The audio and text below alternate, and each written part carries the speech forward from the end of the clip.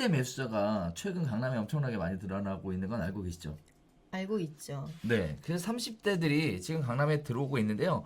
30대 매수자가 태동하게 된 계기가 되게 재밌어요. 뭐냐면 강남에 실수요가 필요로 하는 공급을 해줘야 되는데 그 공급을 하는 방법이 결국은 분양이라는 제도밖에 없단 말이죠. 그런데 분양가 상한제를 적용을 한대요. 그러니까 싸게 공급받을 수 있겠구나라고 누가 생각했을까요? 30대는 아니라는 거예요. 왜냐면 30대는 청약 점수가 안 돼요. 그렇죠. 청약 네. 가점이 나올 수가 없어요. 그래서 결국은 청약 소외 대상인 30대가 결국 실수요자로서 강남시장에 접근하는 모습들을 보여주고 있었습니다. 이 부분에 대한 대책은 좀 필요하다라고 생각을 하고요. 또 역으로 따져보면 이처럼 청약 혜택을 받을 수 있는 대상이 그러면 얼마나 되겠냐라고 보면 극소수라는 거죠. 청약 엄청 가점이 작죠. 60점이 넘어가야 되는 이런 조건을 갖고 있는 사람이 굉장히 많아요. 이 부분은 이제 분양가 상한제를 제도를 통해서 분양을 해보면 청약 경쟁률 나오면 한 방에 무너질 내용들입니다. 일단 대단한 데도 넣고 보자. 분명히 이렇게 나올 거거든요. 그래서 어마어마하게 높은 청약 경쟁률 보여줄 것 같은데, 자, 그러면 여기서 문제되는 게 이거예요. 자, 보세요. 실수요자가 원했던 그 지역들은 뭐였냐라고 얘기하면 일단 대표적으로 강남의 주택을 원했다 이렇게 볼 수도 있습니다. 자, 실수요자들의 핵심을 자리 잡고 있고요. 거기에 따라 가격이 끌어올라가고 있는 상황이었어요. 그래 가격이 끌어올라가니까 주변 지역들은 가격이 아직 낮거든요. 그런데 투자를 원하는 사람은 강남에 들어갈 수가 없는 상황이에요. 다주택자 규제라든지 대출 규제라든지 여러 가지 규제들이 있으니까. 그 풍선효과가 왜 생겼냐면은 결국 얘가 가격이 올라가니까 옆으로 다 튀어 나간 거거든요. 네. 그래서 지금 서울 지역 지가를 다 끌어올리고 있어요. 그러다 보니까 이제 무슨 문제가 생기냐면 강남 4구의 거래량은 작은데 전체적으로 거래량은 81%를 나타내고 있다. 이 얘기는 결국은 서울이라는 지역을 통틀어서 보면 지금 강남을 제외한 여기서 얘기하는 강남이라고 얘기하는 꼭 강남만을 이야기하는 건 아닙니다. 강남처럼 사람들이 관심을 갖고 있는 그런 중심 지역. 그렇죠. 중심 지역이에요. 네. 그 외부에 있는 지역들의 거래량이 굉장히 활발하게 나타나고 있다라는 얘기인데, 자, 이 거래량 누가 잡고 있느냐? 결국 투자에 관심 있는 사람들이겠죠. 그럼 결국은 이 투자에 관심 있는 사람들이 들어가서 가격을 또 끌어올리는 거예요. 그러니까 실수요자인 입장에서 강남에 들어갔는데 안 돼. 외곽으로 가려고 그랬더니 투자자들이 다 끌어올렸어. 올랐어. 그러니까 또 안 돼. 그럼 이자라도 올라타자. 이게 문제였기 때문에 사실 이 부분에 대한 거는 실수요자에 대응하는 공급이 충분한가에 대해서 다시 한번 검토가 되죠. 필요한 부분입니다. 이렇게 사실 이번 대책을 발표되고 나서 제가 또 느껴지는 것 중에 하나는 뭐냐면 이거 시간 끌기구나 이거. 일단은 시장이 뜨거우니까 좀 식혀야 되겠고 뭔가 식힐 수 있는 방법은 필요할 것 같은데 시장 에너지가 엄청나게 뜨거운 상황에서 얼음 몇 개 넣는다고 해서 시장이 완벽하게 죽을 것 같진 않아요. 물론 개인적으로는 시장이 막 더 뜨거워져라를 바라는 것도 아니고 또 차가워져라는 걸 바라는 것도 아닙니다. 개인적으로는 안정화되는 것을 원하는 건데요. 이렇게 해버리면 안정화가 될 수 있을까에 대해서는 좀 한번 의문을 가져볼 필요성이 있을 것 같습니다. 자, 철저한 실수요자에 대한 분석이 먼저 선행되어야 올바른 정책이 나올 수 있지 않을까라고 생각해 보면서 이 부분에 대한 건 조금 이따가 다시 또 이야기 한번 나눠보도록 하겠습니다. 자, 그래서 사실 이 대책을 보면 투기나 투자를 유도하는 사람들이 네. 이 대책 끝나고 뭔 얘기할지가 뻔히 보이는 상황이에요. 이게 좀 개인적으로는 조금 안타깝고요. 또 그래서 아까 우리 세 가지 얘기했잖아요. 주택을 보유하고 있는 사람의 매도는 어떻게 할 거냐. 주택을 구입하려고 하는 사람의 매수는 어떻게 할 거냐. 중개사들은 중개를 어떻게 할 거냐. 이 세 가지 관점에서 이야기를 살펴볼 건데 아무튼 이 세 가지 관점에서 보면 현상 자체의 원인은 파악이 정확하게 되고 있지 않다. 이렇게 볼 수 있을 것도 같습니다. 통계의 가장 큰 문제는 뭐냐면 하고 싶은 이야기를 짜맞추기 위해서 통계를 사용한다는 게 가장 큰 문제예요. 그죠. 늘 있었던 일들을 이제 와서 가시화시키는 거나 같은 그러니까요. 결과니까 지금. 네, 그래서 그게 가장 안타깝다라고 생각을 하고 있습니다. 자, 그래서 이제 정책적 대응 방안에 대해서 나오는데요. 일단 뭐 여러 가지 나옵니다. 여러 가지.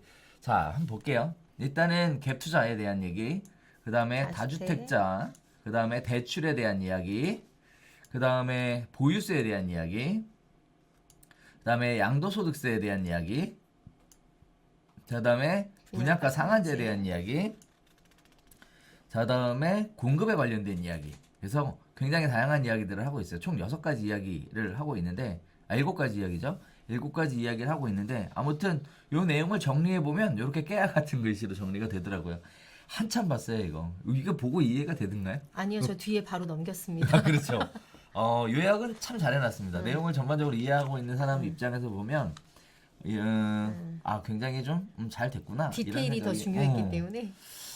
요약이 잘 됐구나. 뭐 이런 생각을 하는데, 이거 내용만 가지고는 실제 무슨 내용인지 파악하기가 쉽지 않다라는 게 한계점으로 다가서고 있습니다. 어쨌든 지금부터 이 내용에 대해서 하나씩 살펴보도록 하겠습니다. 자, 일단 정책적 대응 방안에 대해서 첫 번째가 네. 대출 수요에 대해서 규제하겠다라는 얘기예요. 대출 수요. 자, 시가 9억 원을 기준으로 시가 9억 원을 기준으로 이거 되게 굉장히 의미 있는 얘기가 이제부터 나와요. LTV 규제 비율을 차등 적용하겠다라는 얘기인데 결국은 9억 원 이하분에 대해서는 LTV 그대로 40%를 유지하고, 적용을 하고 네. 9억 원을 초과하는 부분에 대해서는 LTV 20%만 적용하겠다라는 네. 얘기죠. 이 얘기가 왜 나오냐면 이 내용이 왜 나오냐. 그리고 또 하나 여기 보면 가계, 개인 사업자, 법인 모든 차주, 차주예요. 즉 대출을 받는 모든 사람에게 해당된다라는 얘기고 여기 또 보면요. 또 재밌어요. 그래서 투기를 조장하는 사람들이 뭔 얘기를 할 거냐면 여기 보세요. 투기 지역하고 투기 과열 지구만 해당해요. 조정 대상 지역 빠졌어요. 안 들어갔어요. 네. 그럼 결국 이 얘기가 뭐냐? 투기를 이야기하는 사람한테 좋은 먹잇감을 또 하나 던져주고 갔습니다. 물론 여러 가지 이유가 있었겠지만 조정 대상 지역에 시가 9억 원을 초과하는 아파트가 별로 없지 않냐 얘기부터 시작해서 여러 가지 얘기들을 하겠지만 아무튼 조정 대상 지역은 빠졌습니다. 자, 또 볼게요. 여기 또 이런 얘기가 나옵니다. 가계, 개인 사업자, 법인. 그러니까 모든 차주, 즉 꼼수 부리지 말라는 거죠. 근데 사업자 대출에서 대출을 받거나 법인 등록해서 대출을 받거나 많이 임대사업자를 했죠. 최근 하거나 들어서 많이 늘었을 거예요. 그렇죠. 네. 네, 그런 부분들에 대해서 그런 사람들에 대해서 아주 엄청난 얘기가 발표가 됩니다. 초고가 아파트, 시가 15억을 초과한 아파트에 주택 구입용 주택 담보 대출은 원천 차단하겠다라는 얘기인데 근데 저는 사실상 저게 초고가 아파트인가에 대한 물음표가 생겼어요. 왜요? 아니 뭐 되게 많은 지역이 이미 25평이 저 금액을 다 넘어가거든요. 네. 네. 그래도 일반 서민들 입장에서 15억이라는 돈은 만져보기 어려운 집을 안 갖고 계셨던 분한테는 되게 힘든 네. 돈인데 만약에 집을 보유하셨던 분들이라면 한 2년 동안 되게 많은 금액들이 올라서 네. 자, 그래서 지금 여기서 시가가 15억 원이 초과하는 아파트는 네. 대출이 안 된다라는 얘기인데요. 그럼 결국은 시가가 15억이 초과하는 지역들이 어딜 것이냐? 그러면 일단 강남 중심으로 해서 마용성 지역 네, 이미 이렇게 다, 예, 다 이슈가 포함됐죠. 되는 지역들이 네. 대표적인 사례들이겠죠. 자, 저는 개인적으로 이 부분에 대해서 중요한 얘기를 할 게 있어요. 뭐요? 아주 중요한 얘기. 우리 아까 3가지 얘기를 드렸죠. 네. 하나는 실수요자의 관점, 하나는 매도의 관점, 네. 그다음에 투자의 관점, 네. 그다음에 뭐 중개사의 관점, 네. 매수의 관점. 크게 5가지 이야기를 네. 드렸는데 여기서 재밌는 것 진짜 개인적으로는 조금 먹잇감이 된다라는 얘기가 여기서 네. 나올 것 같아요. 일단 볼게요. 15억 원이 넘어가는 아파트는 대출이 안 돼요. 그러면은 일단 중요한 건 아까 우리가 얘기했던 30대 청약에서 소외된 30대는 진입에 불과하죠. 15억이 그렇죠. 초과된 아파트는. 예, 10억을 들고 있는 경우는 드물거니까. 그렇죠. 자, 그러면 실수요자 입장에서는 15억 이상의 아파트는 사지 마라. 그럴 수도 있죠. 그죠? 사지 네, 못 접근이 사는 어려워지죠. 거죠. 예. 네. 자, 그러면 역으로 얘기하면 15억 이하의 아파트를 사라. 그 얘기와 결부되는 거죠. 똑같은 얘기죠. 네. 15억 이하의 아파트를 사라. 이 얘기입니다. 자, 다음에 볼게요. 투기 수요입니다. 투기 수요는 어쨌든 이러한 대출 금지가 적용되지 않는 지역. 아까 우리가 뭐라고 얘기했죠? 조정 대상 지역. 네, 맞습니다. 네, 조정 조정 대상 대상 지역은 지역. 예외 지역이니까. 그렇죠. 이런 조정 대상 지역에 대해 들어가야 된다라는 얘기를 하게 될 것 같아요. 왜? 대출이 나오니까. 되니까. 지금도 늦지 않았다. 실수요자가 어차피 15억 이상의 아파트를 살 수가 없으니 9억 이상의 아파트를 사게 될 것이다. 또 그쪽에서 또 신축급이나 아니면 지역 평균에서 좀 상회되는 아파트들은 앞으로 계속 오를 가능성이 있다라고 볼 수 있으니까 들어가야죠. 그렇죠. 이제 이런 네. 식의 얘기들이 나오게 될 것 같아요. 자, 그다음에 중개사의 입장에서는요. 이게 되게 안타까운 게 15억이 초과되는 아파트의 매매는 하지 마라. 매수자가 없어서 못 파는 거지요. 하지 매수 마라가 아니고. 중개하지 말라는 거죠. 매수자가 없으니까 매수자를 지금 다 잘라 버리는 거잖아요. 전 개인적으로 이 부분은 이제 중개하시는 분 입장에서 특히 강남 지역에서 중개업하셨던 분들 입장에서는 약간 좀 심각하게 받아들여야 되는 부분 아닌가라는 생각이 있어요. 네. 15 씁쓸합니다. 지금 25평 아파트가 16억 뭐 17억 이렇게 다 초과해서 넘어가는 상황에 여기 지역도 그러고 여기보다 더 비싼 지역은 이미 20억을 다 넘겼어요. 그러니까요. 그런 상황에서 대출이 안 된다. 그러면 매수자가 들어갈 수 없다. 그러면 매매를 중개하기가 힘들다. 그럼 결국은 전월세 위주의 중개만 가능하다라는 얘기인데 전월세 위주의 중개를 어떻게 해서 먹고 살아야 되는지에 대한 부분이 관건이 될 것 같습니다. 우린 뭐 여러 가지 얘기들을 드렸어요. 이 뒤에 또 중복되는 내용들이 되게 많아서 이게 전월세도 현격히 많이 줄지 않을까라는 생각을 하게 돼요. 그래서 중개사 입장에서는 거래가 매우 어려워진 강남 지역 15억을 초과하는 아파트 지역에서 중개업하고 있는 분들 입장에서 거래가 굉장히 어려워지기 때문에 중개보수의 사업을 영위하는 데 있어서 큰 지장으로 다가올 것이다 라는 얘기를 좀 드리고 싶어요. 자, 그다음에 또 이런저런 얘기들이 나오는데 일단 이런 얘기가 나와요. 주택담보대출을 받는 데 있어서 1주택자에 대해서는 이런 얘기가 나와요. 4번 내용 잠깐 볼게요. 이거하고 같이 맞물려 네, 있는데요. 맞습니다. 고가주택 기준을 공시지가 9억 원에서 시가 9억 원으로 변경하겠다.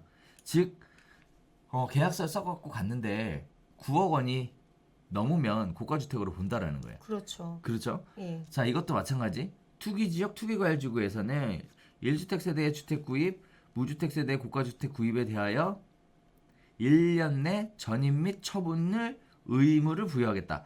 지금 기존에는 2년 내 기존 주택을 처분해야 되는 것을 뭐라고? 1년 내 처분 및 전입하도록 바꿔줬다.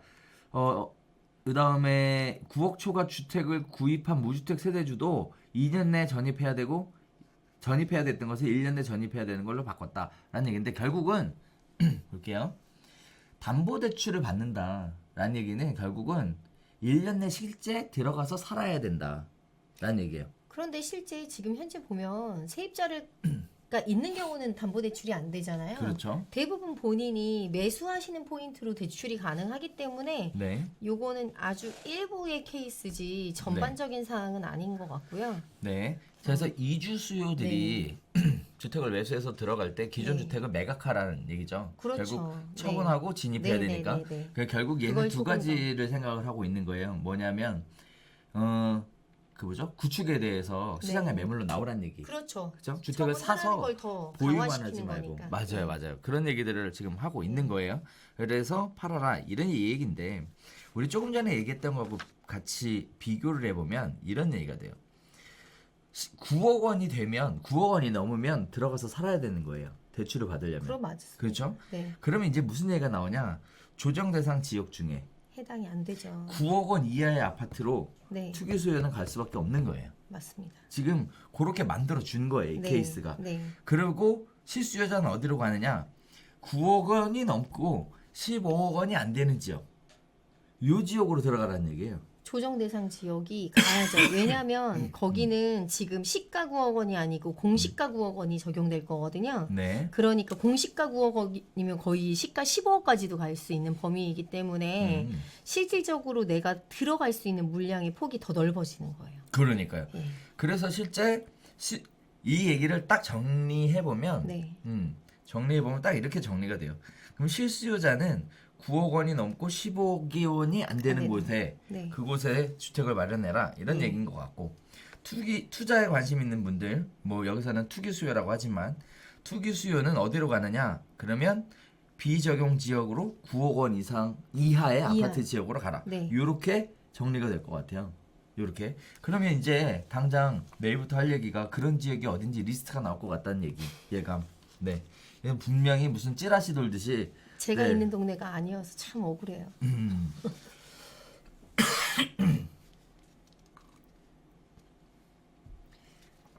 근데 아마 이 그 전입 및 처분 의무가 되게 심각하게 생각하셔야 되는데 저는 뭐라고 생각하냐면요. 사실상 현장에서 거래를 하고 하는 분들이 공인중개사들도 저희 수준으로 공부를 좀 하시는 분들은 이거에 대해서 명확히 인지하고 계실 텐데 아닌 분들 되게 많으시거든요. 그렇기 때문에 이 부분을 놓치고 넘어가실 분들이 엄청 많을 거라고 봐요. 저는 개인적으로 공인중개사 하시는 분들 말씀 나와서 얘긴데 네. 이런 부분들에 대해 시장의 트렌드가 바뀌거든요. 대책이 네. 나오면 트렌드가 바뀌게 되면 어떻게 대응할 것인가에 대한 준비를 안 하면 이제 시장에 도태되거든요. 그렇죠. 보유자 입장에서 너무 중요한 사항을 현장에 있는 공인중개사가 짚어주고 어떻게 처분하셔야 되는지에 대한 절차 프로세스까지 좀 안내를 할 수 있어야 앞으로 조금 더 신뢰할 수 있는 부동산 아무리 거래할 게 없어도 거기 가면 해결된다라는 점이 좀 귀결될 것 같아요. 그러니까 말이에요. 네. 자, 이런 식의 이야기가 나오고 있습니다. 자, 그래서 우리가 지금 부동산 시장을 바라보는 관점에서 두 가지 이야기를 드렸죠. 수요에 관련된 두 가지 관점, 실수요와 투자. 자, 실수요 관점에서는 지금 현재 가음액들을 정해준 거예요. 다만 지역에 대한 얘기를 안 했지만 지역에 대한 얘기는 곧 찌라시를 돌 것 같다라는 얘기. 자, 다음에 투자를 하시는 분들 입장에서는 일단 대출을 받으려면 입주를 해야 되기 때문에 대출을 받고 투자를 하려면 9억 원 이하, 네. 시가 9억 원 이하의 네. 지역으로 들어가야 된다. 이렇게 한편으로는 머리를 좀 쓰었다는 느낌도 들어요. 수요가 한쪽으로만 다 몰려 들어가는 게 아니라 구분을 분산을 시켜줬으니까 그나마 좀 예전 대책하고는 좀 다르게 진보된 대책이다. 이렇게 볼 되게 수도 있을 것 다양한 같습니다. 각도로 검토는 한 것 같아요. 그렇죠. 네. 자, 그다음에 또 볼게요. 요것만 하나 더 보고 넘어가겠습니다.